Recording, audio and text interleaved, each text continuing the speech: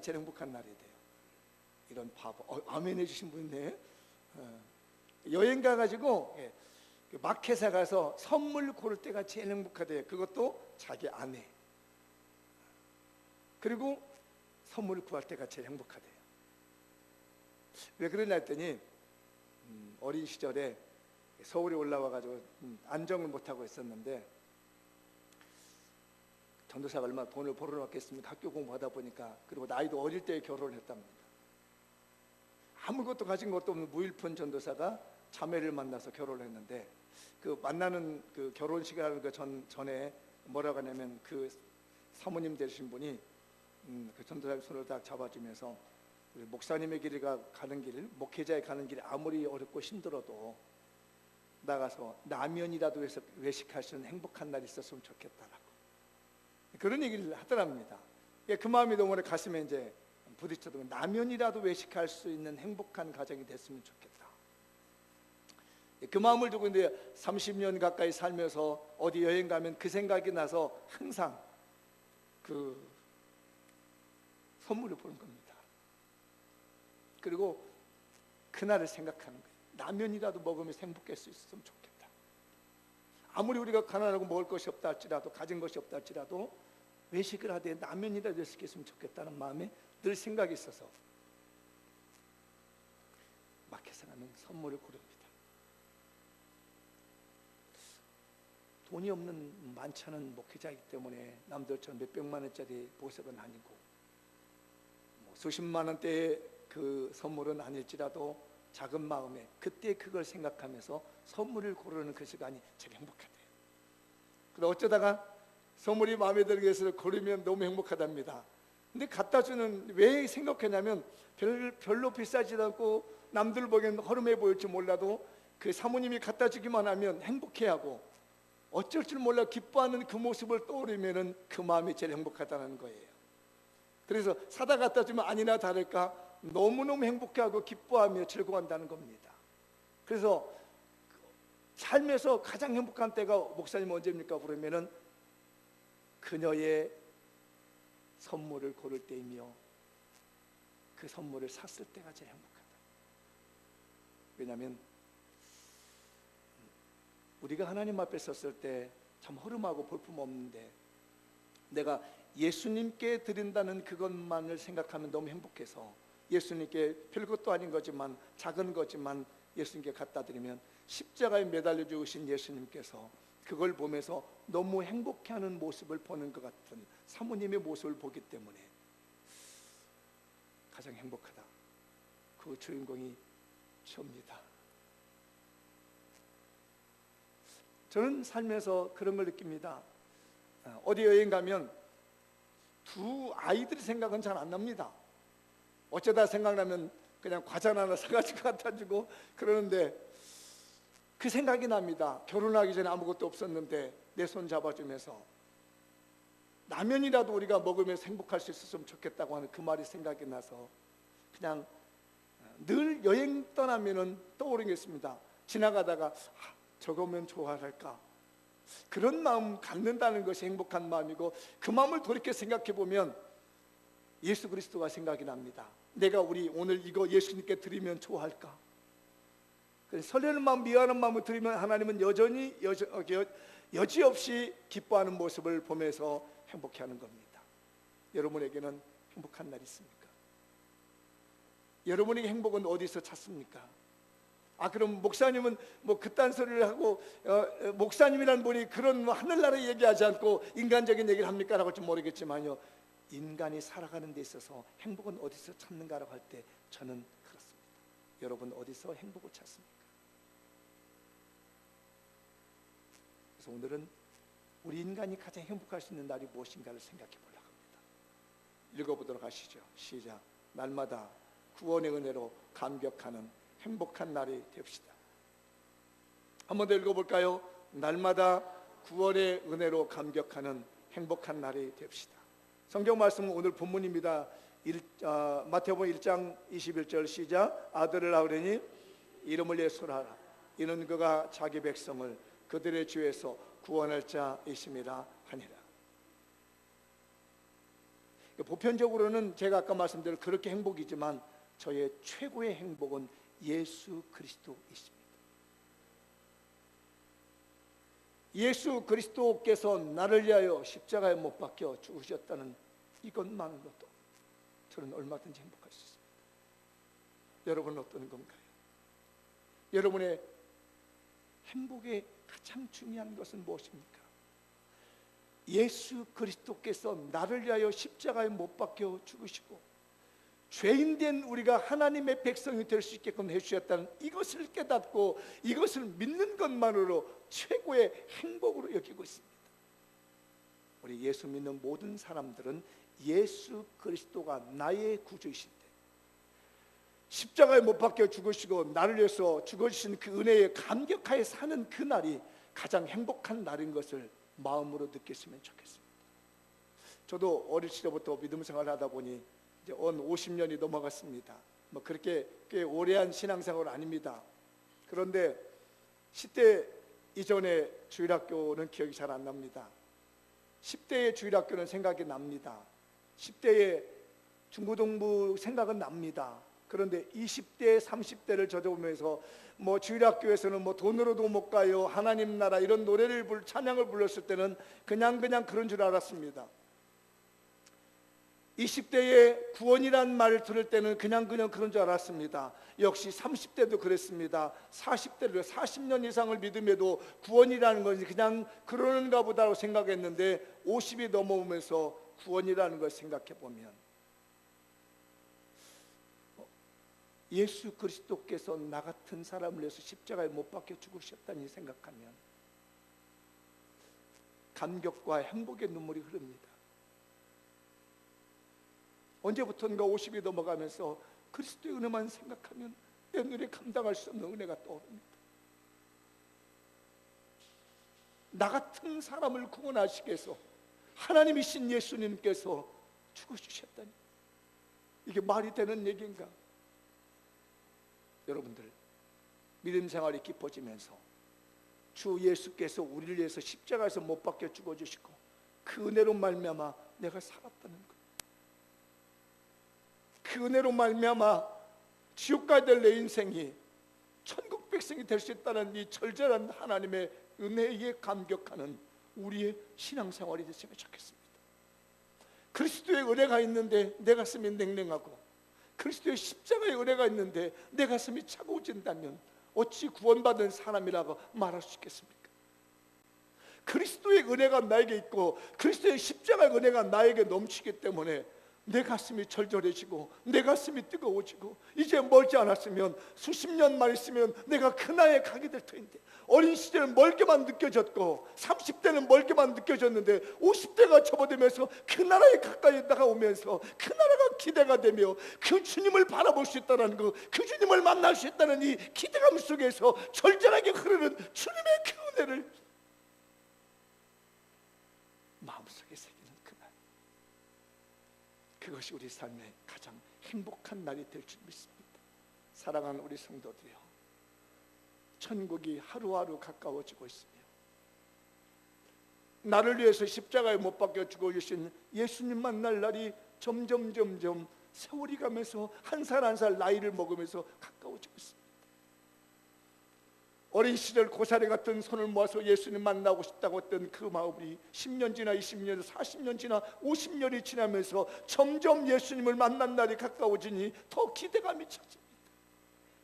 더 기대감이 됩니다. 내가 어릴 때부터 그리워하는 예수님, 내가 한번 어릴 때부터 만나보고 싶었던 우리 주님을 만날 날이 점점 설레어지고 가슴 벅차오르고 있다는 이것만이 우리에게 가장 행복한 날이며 가장 즐거운 날이 되리라고 믿습니다. 여러분의 행복의 근원이 예수 그리스도가 되시기 바랍니다. 십자가에 못 박혀 죽어주신 예수 그리스도로 말미암아서 내 행복이 넘쳐나야 되며 내 즐거움의 원천이 될 수 있기를 축원합니다. 미국에서 프랑스에 여행하던 한 남자가 거기에서 호박이라고 하는 보석을 샀습니다. 호박 아시죠? 저는 처음에 호박이라고 하니까 무슨 호박이 보석이야, 우리 집 담장에 널려진 게 호박인데 그런 줄 알았습니다. 네, 러시아에 갔더니 거기 러시아에 호박이 있더라고요. 노란색 호박. 근데 한국 사람들이 그래요. 거기 있는 판매원이 한국 사람들 호박을 참 좋아한다고. 왜냐하면 싹스러웠거든요. 거기 있는 호박 그 있는 보석을 대부분이 사왔습니다. 그래서 저도 아니나 다를까 또 호박을 사왔습니다. 누구를 생각하면서, 그녀를 생각하면서 호박을 사왔습니다. 근데 이게 러시아의 그 제조 기술과 우리나라의 그 세공 기술은 차이가 있어서 영 시원치 않아요. 노란색 호박인데 프랑스에 가서 미국에 여행가 하나 사가지고 들어왔습니다. 들어오다가 세관에 걸렸습니다. 자기는 몇백 불도 되지도 않는, 몇십만 원 되지도 않는 아주 작은 건데 세관에서 잡더라는 겁니다. 그때 세금을 물리더래요. 다른 때 같으면 이거 별 가격도 나가지 않는 건데 세금을 물고 뭐 어떻게 합니까? 세관에서 세금을 물으니까 당연히 물어야죠. 그 이상해가지고 보석상으로 가져갔답니다. 이거 좀 봐달라고 그랬더니 뭐라고 하냐면 내가 25,000불 줄 테니까 팔으라는 얘기입니다. 몇백 불도 안 되는 것이 25,000불이에요. 25,000불이면 얼마나 정도 되나요? 10,000불이면 1,000만 원이죠. 1,000만 원이 좀 넘어갑니다. 25,000불이면 적어도 한 2,800만 원 정도 되는 거예요. 자기는 몇십만 원 주고 사가지고 왔는데 세금 물고 들었더니 거의 3,000만 원 가까이 되는 돈을 줄 테니까 팔으라는 얘기입니다. 이 사람이 이제 머리가 덜하면 이상하다, 뭔가 이상하다. 그래서 또 다른 데로 가져가 봤더니요. 다른 데 갔더니 뭐라고 하냐면 35,000불 달라니까 4,000만 원 정도 되는 돈을 준다고 팔으라는 얘기예요. 아, 이게 뭔가 있구나 싶어져서 잘 아는 보석상에게 갔답니다. 그래서 이 호박 보석을 내놓고 한번 감정을 해달라고 했어요. 그랬더니 깜짝 놀면서 하는 얘기가 이건 10만 불도 넘는 거라는 얘기예요. 10만 불이 얼마? 1억이 넘는 거란 얘기입니다. 자기는 몇백만 원, 몇십만 주고 사가지고 왔는데 이게 1억이 넘는 것이라는 거예요. 제가 팁을 하나 드려볼까요? 혹시 캄보디아 가시는 분 있으시면 캄보디아에 야시장에 보석이 나와요. 그런데 거기 가서 잘 고르면 예천에 산 것을 수십만 원짜리가 돼요. 근데 나는 보석을 볼 줄 몰라가지고 안 샀어요. 혹시 캄보디아 시엠리스에 가거든. 별거 다 얘기해주네. 거기 이렇게 야시장에 보석을 쫙 팔아요. 원석 같은 걸 팔아요. 근데 보석 볼 줄 아는 사람은 원석 사다가 우리나라에서 잠깐만 세공하면 비싼 거. 근데 오늘 이 프랑스에 가져온 그건 원석이 아니에요. 그냥 보석 가져온 건데 우리나라 돈으로 1억이 넘는 돈이 간다는 거예요. 몇십만에서. 뭘까 했더니 이 사람의 말입니다. 그 현미경으로 이니셜을 보여주는 겁니다. 거기 새겨진 글자를 보여주더래요. 그게 뭐라고 써 있느냐면 나폴레옹이 조세핀에게 이렇게 써 있는 거예요. 나폴레옹이 조세핀에게 써 있습니다. 조세핀이 누군지 아세요? 나폴레옹의 첫 번째 부인입니다. 조세핀 드 부아네르라고 하는 여인이에요. 나폴레의 첫 번째 황후인데 6살 많은 여인입니다. 이 나폴레옹이 이 여인을 너무 사랑했어요. 물론 이 조세핀 어들은 조제핀이라고도 발음을 하는데 조세핀에게서 아들은 낳지 않았습니다만 너무너무 사랑한 이 여인이었기에 나폴레옹이 이 자기 아내 되는 조세핀에게 선물을 준 거예요. 근데 이게 이 사람이 이거를 받았으니 얼마나 놀라운 일이란 얘기예요. 여러분의 가슴 속에 예수 그리스도로 말미암아 구원함을 받은 성도라고 하는 인실만 새겨지면 여러분의 가치는 달라집니다. 여기 우리 할머니들 계시는데 이렇게 나가면 어떻게 남자들이 쳐다보던가요? 안 쳐다보죠. 어떻게 우리 권사님 멀쩡한 남자들이 저 좀 만나고 싶어요 이러면서 따라다니던가요? 그러는가 봐. 대답 안 하시는 거 보니까 대단하시네. 이분은 아니라고 분명히 의사표시를 하는데 이분은 약간 따라오는 것 같아. 안 따라와. 쳐다보지도 않아. 그죠? 쳐다보지를 않는다니까. 참 쳐다볼 때가 좋아. 쳐다보지도 않아. 안 쳐다봐 사람들은. 근데 중요한 건 뭐냐면 내 심령 속에 주 예수 그리스도로 말미암아 구원함을 받은 성도라 한다면, 이게 내 심령에 새겨져 있다면 몇십만 원짜리 이 보석이 1억을 호가하는 것처럼 별 볼품없는 내 인상 같을지라도 하나님의 나라에 큰 보석이 되는 줄 믿습니다. 우리의 인생은 어디에 행복이 있느냐? 나에게 예수 그리스도의 은혜가 있다는 것. 내 심령 속에 주 예수 그리스도의 은혜가 있다. 내 삶에 주 예수 그리스도의 은혜가 있다는 것. 이것이 내 행복이며 이게 나의 최고. 여러분의 즐거움이 되시기 바랍니다. 제 인생 서서히 나이 들어가고 서서히 익어가지만 사람들에게 나는 관심을 두지 않을 거고 사람들은 나를 쳐다보지 않을 거고 없는 사람도 여긴다 할지라도 내 안에 계신 예수 그리스도, 내 안에 계신 십자가에 달리신 예수 그리스도, 그분이 내 안에 계시기 때문에 내 인생은 하늘나라에서 호가하는 보석이 될 것입니다.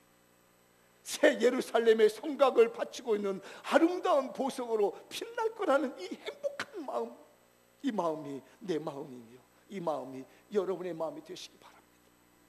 사람들이 보기에는 별품 없는 것 같을지라도 나이 들어 주름이 가고 흰머리가 나고 냄새나고 가까이 하지 않다 할지라도 내 안에 계신 예수 그리스도, 내 안에 계신 우리 주님의 십자가의 보혈의 은혜만이 우리 인생을 보석처럼 빛나게 할 것이며 행복하게 하시리라 믿습니다. 우리의 삶이 날마다 예수 그리스도의 은혜로 말미암아 감격하는 행복한 날이 되기를 바랍니다. 오늘 그걸 깨닫고 가셨으면 좋겠습니다. 세상 사람들아 너희들이 나를 쳐다보지 않는, 젊은 홍한 미인들아 나를 쳐다보지 않는다 할지라도, 젊은 청춘들아 너희들은 나를 쳐다보지 않는다 할지라도, 나를 외면하고 나를 돌이킨다 할지라도 내 안에 계신 예수 그리스도, 내 심령에 새겨진 예수 그리스도의 구원의 은혜가 있는 나에게는 늘 즐거움과 행복감이 넘치리라. 여러분의 신앙 속에 주 예수 그리스도의 십자가의 보혈의 은혜가 넘쳐나길 바랍니다. 이게 우리의 감격이야. 다른 것이 감격이 아니라 이것이 감격이어야 됩니다. 그런데 안타깝게도요, 우리는 그런 삶을 살지 못하고 있는 게 그렇습니다. 제가 설교를 준비하다가 인터넷을 검색했는데 재밌는 내용을 보았습니다. 그래서 여러분들 소개드려요. 절대 제 말 아닙니다. 이거 두고 가서 시험 들지 마십시오. 제가 여러분들에게 드리는 게 아니고 어느 분이 정리를 쫙 해서 여기저기다 올려놨더라고요. 이제부터 여러분들을 만나게 될 겁니다. 아니면 바라고요. 읽어보다 보면 참 우스운 얘기가 많이 나올 겁니다. 차근차근히 눈 크게 뜨고 읽어만 봐도 우스운 재미있는 내용입니다. 시작. 나팔꽃 교인, 아침에만 잠깐 얼굴 보이고 저녁엔 텔레비전으로 예배를 드리는 교인. 여기 나팔꽃들이 많이 폈네. 옆 사람 되게 나팔꽃 예쁘네 해봐요. 주일날 아침에만 반짝 나팔꽃이 폈어. 다음, 감투교인. 교회 감투 안 주면 교회 안 나오는 교인. 그 다음에 인력거 교인, 신방을 가서 끌어내야만 겨우 교회에 오는 교인. 그 다음에 핑계교인, 이렇게 저렇게 항상 핑계예요. 잘 빠지는 교인. 그 다음에 오락교인, 친목회, 운동경기, 야유회 때문에 교회를 다니는 교인, 그 다음에 말 못하는 교인, 신자 생활을 오래 했음에도 불구하고 기도 생활을 전혀 안 한 관계로 기도 인도를 못하는 교인. 다음, 시험 채점감 교인, 설교 비평과 남의 흠잡기에 우수한 교인, 유람선 교인, 이 교회 저 교회를 왔다 갔다 하는 교인, 광고 교인, 사업적으로 무슨 실적을 얻으려는 목적으로 교회에 다니는 교인. 그 다음에 묵상 교인, 예배를 시작하면 조는 교인, 국회의원 교인, 한가정에서 대표로 혼자 나오는 교인, 가시교인, 교회의 가시노릇이나 하는 파괴적인 교인, 장례위원 교인, 부모의 장례식 예비를 위해 나오는 교인. 계속 넘어가. 과대 포장하는 남자 교인, 집에서는 말 함부로 하면서 교회만 가면 돌변하여 부드러운 남자인 척하는 교인, 머리가 빈 여자 교인, 남편한테 말대꾸 쉽게 하면서 교회만 가면 목사님, 장로님 하며 코맹맹이 소리내는 애교대는 교인. 내 얘기 아니요 이거. 오해하지 말아요. 저 이거 베껴온 거예요. 이거 나 사이트 가르쳐달라면 가르쳐줄게 이거. 그 다음에 시작. 가나마나 교인, 새벽기도 다녀오며 남의 담벼락에 달린 호박에 따라가시고 오듯이 돌아온 길에 차 안에서 교인 비판하는 교인, 회개하지어다. 그 다음에 시작. 시기질투 교인, 자기가 하면 충성이고 열심히라고 말하면서 남이 하면 극성이라고 생각하는 교인. 다음 만화하죠. 시작. 하나마나 교인, 자기가 주인공이 되어야 적성이 풀리고 다른 사람이 앞장서면 협력하지 않는 교인. 콩밭교인, 교회 참석은 했는데 생각은 콩밭에 있으면서 교회 예배가 길다, 은혜가 없다는 등 비판하는 교인.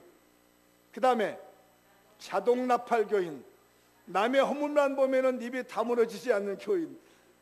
쇠주교 교인, 이따 처음에 쇠주교라고 해서 뭔가 했더니 이게 소주야 소주. 쇠주교 교인이래요.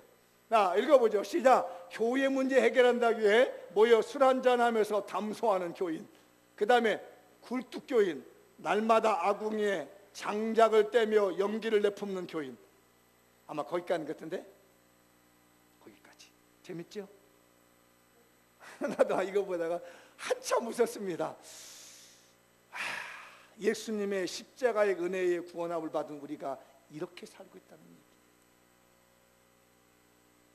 내 자신이 참 한숨 지렸고, 하나님이신 예수께서 나를 위하여 십자가에 못 박혀 죽으시고 하늘나라의 천국의 영광을 주셨는데 우리가 이런 식으로 신앙생활을 하며 이런 식으로 살아간다면 행복하겠는가, 이런 말이에요. 또 나폴레옹 얘기를 해볼게요. 오늘 설교에 나폴레옹이 많이 나오네요. 나폴레옹이 월터로 전쟁에서 패배를 했잖아요. 그리고 그 남대서양에 있는 한 섬나라에 감금이 됐습니다. 유배됐습니다. 6년간 유배돼서 거기서 죽었지요. 세인트 헬레나라고 하는 섬나라입니다. 영국령이거든요. 아마 세인트 헬레나 치면 굉장히 좋은 관광 명소로 나오게 될 거예요. 왜 관광 명소가 됐냐면 여기서 나폴레옹이 유배돼서 죽었거든요.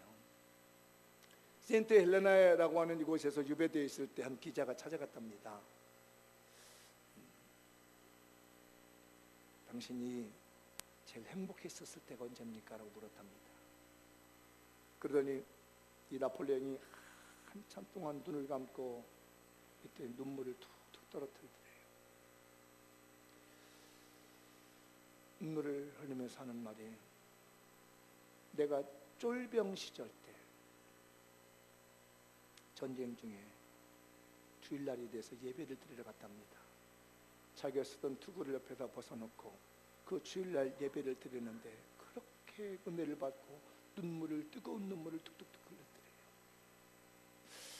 그 예배를 드리고 나면서 감동을 받고 전쟁에 동참하고 자기에게까지 왔는데 어느 날부터 장군이 되고 높은 사람이 되어지면서 점점 예배를 드리는 날이 적어지더란 얘기. 근데 묘하게 예배를 드리지 않는 시간이 많아질수록 패배가 일어나더니 결국은 내가 예배를 떠나고 난 다음에 패배에 대해서 현재 유배되어 있다고 하면서 눈물을 흘리더랍니다. 자신의 생에서 가장 행복했던 시절은 나폴레옹에서 하나님께 주일날 예배드리는 날이었다는 것이. 하나님은 예배하는 사람을 찾습니다. 우리 인생의 가장 행복한 날이 언제냐면 오늘 이 시간 하나님께 예배드리는 이 날이 행복한 날이 되는 거예요. 요한복음 4장의 23절에 말씀하고 계시지요. 아버지께 참되게 예배하는 자들은 영과 진리로 예배할 때가 오나니 곧 이때라. 아버지께서는 자기에게 이렇게 예배하는 자들을 찾으시느니라. 이렇게 예배하는 자가 있는 거예요. 권사님, 나 좀 잘 봐봐요. 대통령이 권사님 우리 교회에서 권사일 잘했다고 표창 준다고 찾고 있어. 어떨 것 같아? 그 정도밖에 안 돼? 좋아요. 이 정도밖에 안 되는구나. 대통령이 권사일을 잘했다고 여기한테 물어보면 좀 액션이 나올 것 같은데. 권사님, 대통령께서 우리 교회에서 왜 남에게 웃어 여기는 또 권사일을 잘 하셨다고 표창을 주겠다는 거예요. 어떨 것 같아요? 그래, 이 정도도 아니고 와 너무 좋아 이러지. 아니 대통령이 어떻게 알고 이 인천 천구석 만수동에 있는 권사를 찾아가지고 특별하게 예배 잘 드리고 주일성도 잘했다고 봉사단다고 상을 준다는데 그 정도일 것 같아. 뭐 가슴이 뛸 거야. 설레가지고 잠이 안 올 거야. 언제일까. 대통령이 나를 표창 주겠다고 찾기만 해도 가슴이 설립니다. 여기 있는 집사님 어떨 것 같아? 대통령이 안 할게 어떻게 할 줄 몰라. 찾는단 말이에요. 우리나라 대통령께서 뭘 잘했다고 누구누구를 찾는다고 할 때 그 소식을 들은 내가 얼마나, 나도 그럴 것 같아요. 만수는 꽃장에서 목회자라고 있는 목사가 하나 있다는데 대통령이 찾는다는 거야. 알고 봤더니 박내석이야. 내가 얼마나 기쁠까. 여기서 전화할 거 막 전화해가지고 대통령이다 목회자한다고 상준대 뭐 여기서 총회까지 얘기하고 뭐 아는 사람 다 얘기할 겁니다. 찾는다는 얘기예요. 하나님이 찾는 사람이 있습니다. 어떤 사람? 이렇게 예배하는 사람을 찾는다는 거예요. 하나님이 찾은 사람이 다른 게 아니에요. 이렇게 예배하는 자를 찾는다는 얘기예요. 어떻게? 영과 진리로 예배하는 사람을 찾는다는 얘기예요. 이 말씀을 시편에다 비춰서 들으면 어떤 말씀이냐면요, 감사로 드리는 제사. 아니에요, 아직 넘기지 말아요. 그거는 감사로 제사를 드리는 사람을 하나님은 찾는다는 얘기입니다. 오늘 예배드리는 게 너무 감사해요. 내 인생에 이렇게 예배드릴 수 있는 시간이 있다니 너무 행복해. 감사해요. 하나님 너무 감사해요. 너무 감사해요. 이렇게 예배를 드리면 찾는다는 얘기입니다. 장미연교회 아무개 권사가, 아무개 장로가, 아무개 집사가, 아무개 성도가 저렇게 감사함 예배를 드려 내가 찾아야지. 상한 심령으로 드리는 제사를 찾습니다. 신령과 진정이니까요. 상한 심령, 내가 죄인임을 깨닫고 내가 너무 하나님의 은혜에 감격하여 눈물로 기도하며 눈물로 통곡하며 눈물로 예배하는 그 사람이 어디 있는가 하면서 하나님이 찾은 겁니다. 찬송하면 눈물이 철철 흘립니다. 성경을 보면 감동해서 눈물이 납니다. 말씀을 듣을 때 눈물이 철철 흘립니다. 상한 심령이 되어서 조그마한 말씀에도 조그만 은혜도 내 가슴이 찢어서 견딜 수 없는 은혜로 말미암아 예배하는 자가 있다면 저 하늘 보좌에 계신 하나님께서 아무개야 어디 있느냐, 상한 심령으로 예배하는 자가 어디 있느냐, 내가 너를 찾노라 라고 한단 말이에요. 상한 심령으로 예배하는 그 사람을 하나님은 찾으신 거예요. 의의 제사를 드리는 자를 하나님은 찾으신 겁니다. 의로운 사람들, 세상을 지지지 않고 나쁜 짓 하지 않고 하나님의 말씀을 지키려고 애쓰는 의로운 자가 있다면 내가 찾아. 이게 행복한 사람입니다. 우리의 삶이 하나님 받으시는 영의 예배가 됐으면 하고요, 하나님이 말씀은 진정한 예배가 됐으면 합니다. 하나님은 그런 사람을 찾고 다닙니다. 세계 열방 10억이 넘는 기독교인 중에서 누가 진정으로 이렇게 예배를 드리고 있는 건가? 어느 교회가 이렇게 예배를 드리는 건가? 영과 진리로, 신령과 진정으로 누가 예배를 드리는가? 동의하는 마음으로 누가 드리는가? 감사한 마음으로 누가 예배를 드리는가? 상한 심령으로 예배를 드리는가? 의의 제사를 누가 드리는가? 하나님은 그런 사람들, 그런 교회를 찾아가시면서 역사하시는 걸 믿습니다. 우리의 삶은 예배자의 삶이 되어야 되겠어요. 하나님이 찾기만 해도 기쁩니다. 아마 대통령께서 찾는 거 외에도 뭐 다른 사람이 산다 할지라도요, 너무 기쁠 거예요. 우리 성도들이요, 하나님이 찾으시는 사람이 됐었으면 좋겠어요.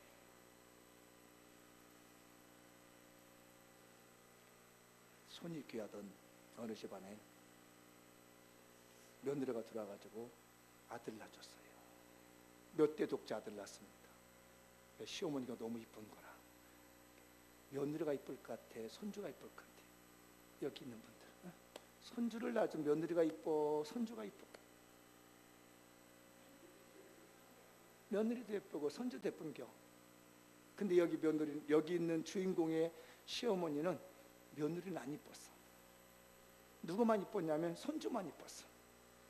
그래가지고 이 할머니가 어떻게 하냐면 며느리한테 아기를 뺏어왔어. 내가 키울라. 그래가지고 키우는데 할머니 젖을 먹겠어. 내가 키운다고. 젖이 나와 안 나와?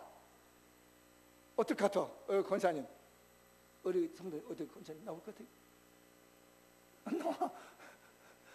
이게 며느리는 지금 젖이 불어가지고 애 줘야 되는데 이 애기를 뺏어다가 젖을 준다고 할머니가 말이 이렇게 붙들고 있는 거라. 이게 애는 빨아도 빈접 빨고 있으니 나오자니 죽으려고 그러는데 엄마는 가슴 아파 죽겠는 거야. 너무너무 속상해서.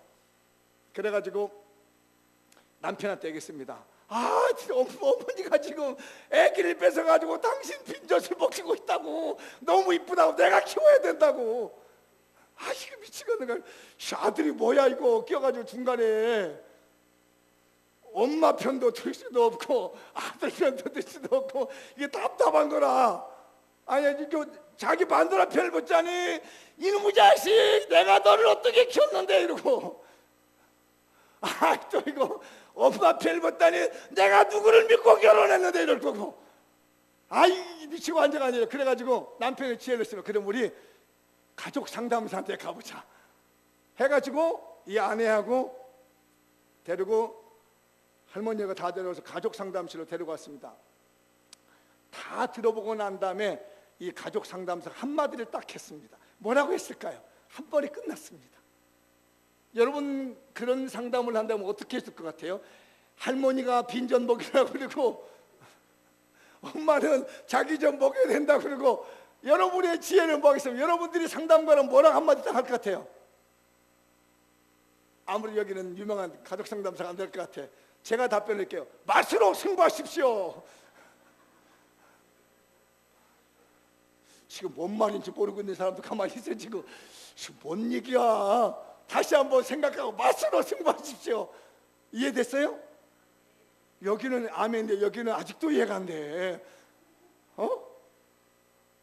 아직도 여기는 맛으로 승부하는 얘기가 뭔 말이에요. 여기는 너무 잘 알아들었는데 저 뒤에도 알아들었는데 맛으로 승부하래요.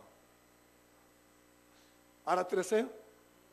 시어머니는 아무리 빠서 맛이 안 나. 엄마는 빨면 빨수록 맛있는 거예요. 사랑하는 우리 성도들이요, 세상의 맛은 맛이 없는 빈젖과 같습니다. 세상의 행복은요 맛이 없는 빈젖과 같습니다. 빨아봤자 소용없습니다. 세상의 명예, 세상의 권력, 세상의 출세, 세상의 부귀 아무리 빨면 빨수록 그 맛이 나는 것이 아니라 그 맛은 아무것도 아닙니다. 그러나 예수 그리스도로 말미암아 주시는 천국의 맛은 빨면 빨수록 그것이 달 것이고 그것이 은혜가 될 것입니다. 가장 행복한 것은 맛으로 승부하는 거예요. 우리 인생의 가장 행복은 어디서 나오냐면 예수 그리스도를 통해서 옵니다. 여호와의 선하심을 맛보아 알지어다라고 하면서 오늘 시편 34편의 말씀을 주겠습니다. 읽어보도록 하죠. 너희는 여호와의 선하심을 맛보할지어다. 그에게 피하는 자는 복이 있도다. 가장 행복하게 사는 비결, 예수 그리스도의 십자가의 보혈의 맛을 보는 겁니다. 예배를 통해서 그리스도의 은혜의 맛을 보는 겁니다. 아무리 세상 것을 빨아도 그 빨아먹는 것에는 맛이 나지 않습니다. 아무리 세상 것을 추구한다 할지라도 거기는 인생의 깊은 은혜의 맛을 볼 수가 없습니다. 예수 그리스도의 십자가의 은혜의 맛을 볼 때에 드디어 우리가 해피데이가 되는 것이고, 드디어 그때가 행복한 날이 되는 것이며, 드디어 그때 내 인생 가장 행복한 인생이다라고 고백할 수 있을 거라고 봅니다. 여러분, 하나님의 말씀의 맛을 보십시오. 하나님의 말씀의 맛을 보시며 예수 그리스도의 십자가의 보혈의 은혜의 맛을 매일 볼 수 있기를 바랍니다. 마무리 져보겠습니다. 읽어보죠. 시작. 예수 그리스도로 말미암아 날마다 구원의 은혜로 감격하는 행복한 날이 되십시다. 예수 그리스도의 맛을 보시고 예수 그리스도의 은혜의 맛을 보셔서 그 은혜로 말미암아 감격하여 행복할 수 있는 여러분의 인생 되시길 주의 이름으로 축복합니다. 기도하겠습니다.